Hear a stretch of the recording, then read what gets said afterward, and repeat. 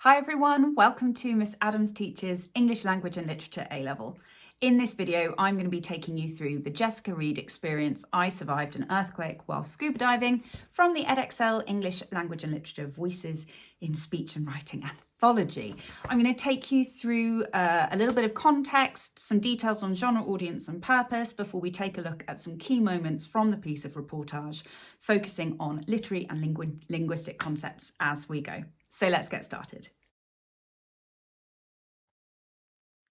Okay, so this particular piece of reportage is a first-person personal account of Jessica Reed's experience going scuba diving in October 2013. And while she was scuba diving in Bohol in the Philippines, there was a massive earthquake. I just popped a couple of maps up there for you just so you can see where we're looking at. So this here is the island of Bohol, so you can see it slap bang in the middle of the Philippine Islands, and that's where the vast majority of the damage was, and she is scuba diving. I'm not sure which direction, but somewhere off this island. If you're not sure where the Philippines are, you can see the bigger map here. So here's Australia, Indonesia, Malaysia, Thailand. Up here is China, and this is where obviously the Philippines are. So just to kind of give you that context of whereabouts it is. So the earthquake was a mega one. It was major, so 7.2 on the Richter scale, and it resulted in over 200 people dying and 350,000 people being displaced and so losing their homes. So it had a considerable scale to it. So what she experienced underwater would have been really, really frightening. Okay, so thinking about genre, audience and purpose, this is a piece of reportage. Now, if you're not sure what reportage is, it's a form of news reporting. So it is focused on a particular kind of event, a newsworthy event, but it gives a first-person perspective of it. So you're going to expect to see features of literary non-fiction. So you're going to find, for example, things like metaphors and similes in this writing, because it's not just about the bare facts that you would get in a news report. It allows for that kind of sense of the personal. In terms of the audience, this was a piece of reportage was in The Guardian.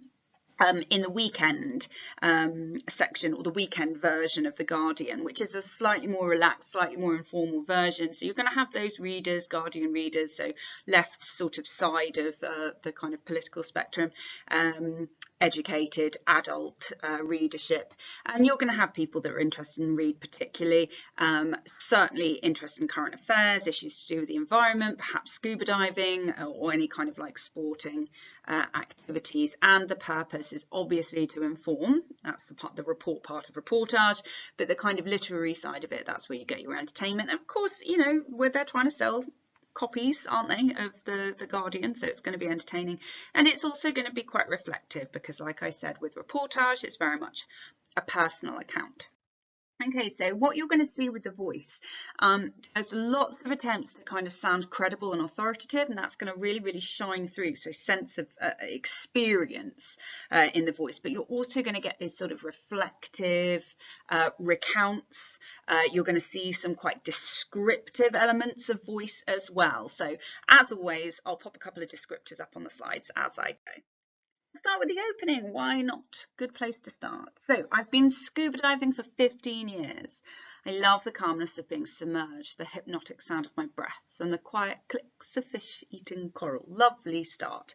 Okay, so first off, let's have a little look at the tense. I have been scuba diving. So what we're looking at here is present perfect continuous, and we've got an adverb of time here for 15 years. So the opening simple declarative statement literally says, I am experienced. Yeah, so the use of the tense demonstrates that this is an ongoing hobby of hers that she's been doing for a long time and it is still doing now. So she's very, very quick to ensure that you understand that she is very experienced in scuba diving. We've got another simple declarative here, but it's quite a long one, and that's because we're getting this really, really descriptive voice. So we've got this beautiful triad here. I love the calmness of being submerged, the hypnotic sound of my breath, and the quiet clicks of fish eating coral. So it's quite sensory. It's all sort of the auditory kind of senses here.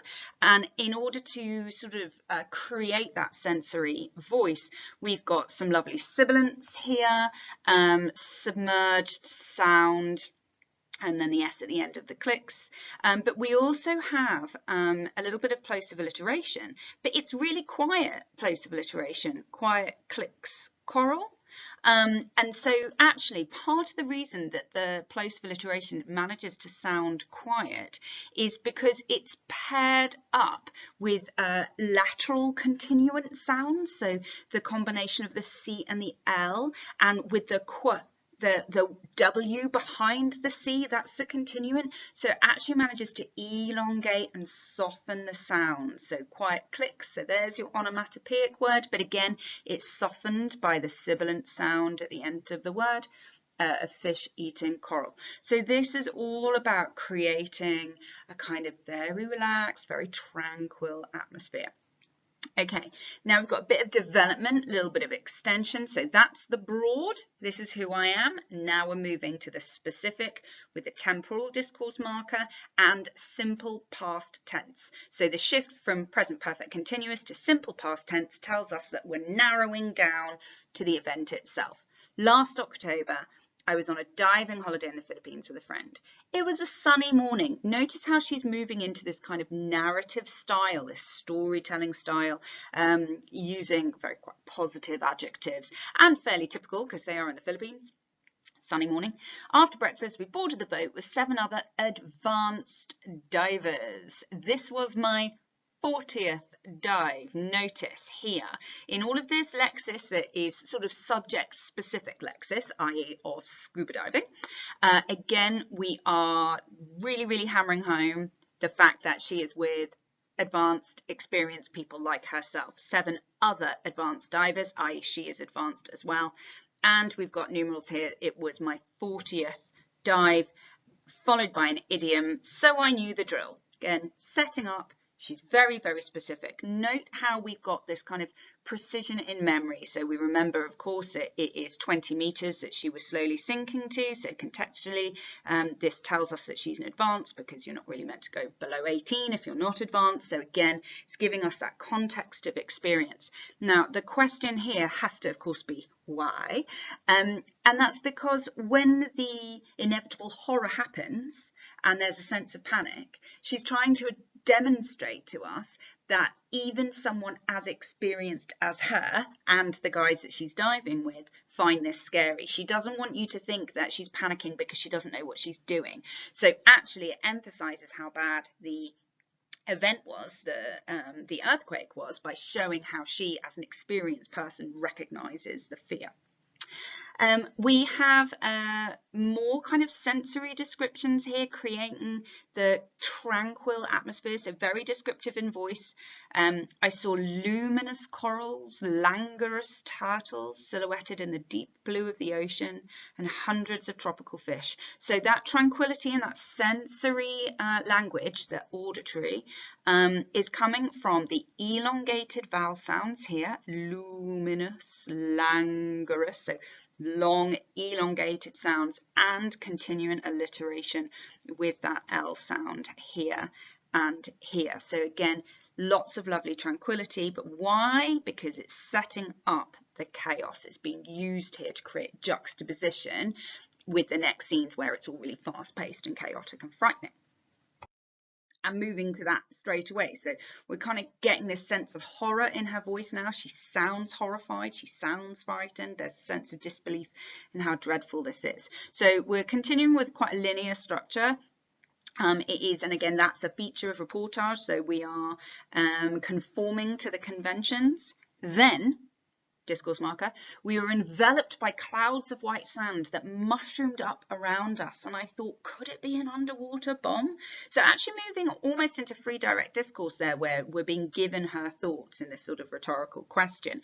But what's interesting here is the use of metaphor. So look at this, we've got clouds of white sand, we've got mushrooming up, and then the reference to an underwater bomb. So this metaphor here combined with the verb mushroomed and this noun phrase underwater bomb, we are all alluding to a nuclear bomb. Now, interestingly, there'll be a later reference to Hiroshima, so that all ties in together. Why this allusion to a nuclear bomb? It's all about how big, how powerful, how catastrophic and destructive it all is. Note the juxtaposition here between the tranquility and the fact that we had like languorous turtles before. Now we have a giant turtle raced past us and into the deep. Okay, so lovely bit of juxtaposition with the earlier setup. We've got metaphors here, and it's almost a bit of an idiom. Vibration became so intense I could feel it in my bones. I mean, you could actually argue that that's literal, that she is literally like shaking from the inside, but it's quite a kind of well-used phrase. And the and the sound turned into a deafening roar. So again, we've got metaphor there, quite animalistic or zoomorphic. I don't think we're going to say it's hyperbole. I think she really means this quite literal, you know, emphasizing just how loud it was, but we certainly have a bit of onomatopoeia here helping us kind of imagine the kind of expanse and the sheer kind of volume of the sound. I could see waterfalls of sand pouring over the coral, and on the seafloor a few meters below us, cracks began forming and the sand was sucked down. Notice all those dynamic verbs that, you know, really create, again, sensory imagery, but now this is visual, helping us kind of imagine the horror. That's when I realised it was an earthquake. So simple declarative sentence there in juxtaposition with this complex sentence here that kind of demonstrates all of the different things that she's seeing all in one go. So we've got lovely sentence variation. That the noise was the sound of the earth splintering open and grinding against itself. Notice how apocalyptic that sounds. So this idea of disbelief and horror really comes from this almost like apocalyptic, like end of the world. That's how it sounds, you know, splintering open, grinding. It sounds violent as well. Okay, she creates a sense of confusion this little bit, but she's also again demonstrating that experience and that caution. So she's quite precise. Sound and vibrations lasted only 2 or 3 minutes, so that adverbial of time there gives us that precision, though it felt a lot longer. And when they stopped, I heard the swoosh of the sand falling over the seabed. Now, again, we've got sibilants coming through here, and you can argue that the word swoosh is onomatopoeic. 1, because of the elongated vowel sound, 2, because of the fricative sh at the end.